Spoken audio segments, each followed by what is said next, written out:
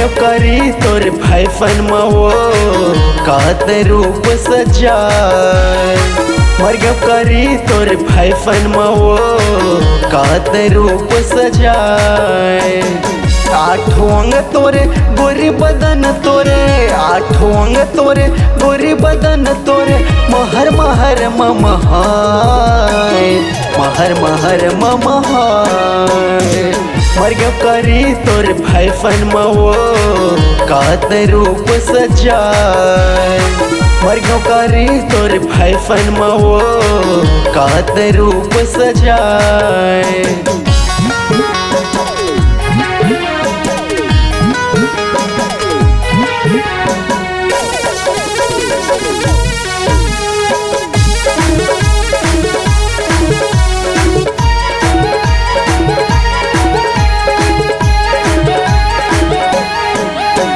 रेंग थप जब मटक मटक के गली माँ कन्हल झूला तरई थे बेनिहा, कन्हल झूला तरई थे बेनिहा।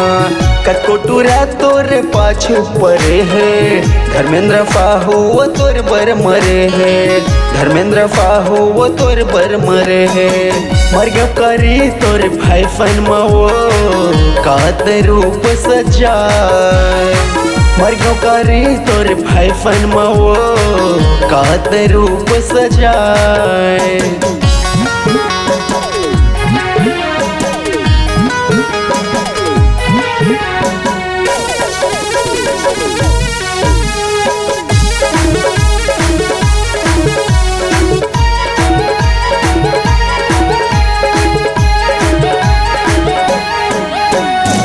तोरे फैशन के वो हो गए है हल्ला, गाँव गलिया मोरे पारा मोहल्ला, गाँव गलिया मोरे पारा मोहल्ला।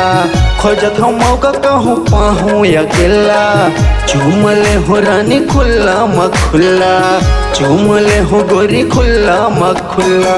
मर्ग करी तोर भाई फन मवो कात रूप सजाए। मर्ग करी तोर भाई फन मवो कात रूप सजाए। आठों अंग तोरे गोरी बदन तोरे, आठों अंग तोरे गोरी बदन तोरे महर महर ममहाय, महर महर ममहाय। मर्ग करी तोर भाई फन मवो कात रूप सजाए। मर्ग करी तोर भाई फन मवो कात रूप सजाए। मर्ग करी तोर भाई फन मवो कात रूप सजाए। मर्ग करी तोर भाई फन मवो कात रूप सजाए।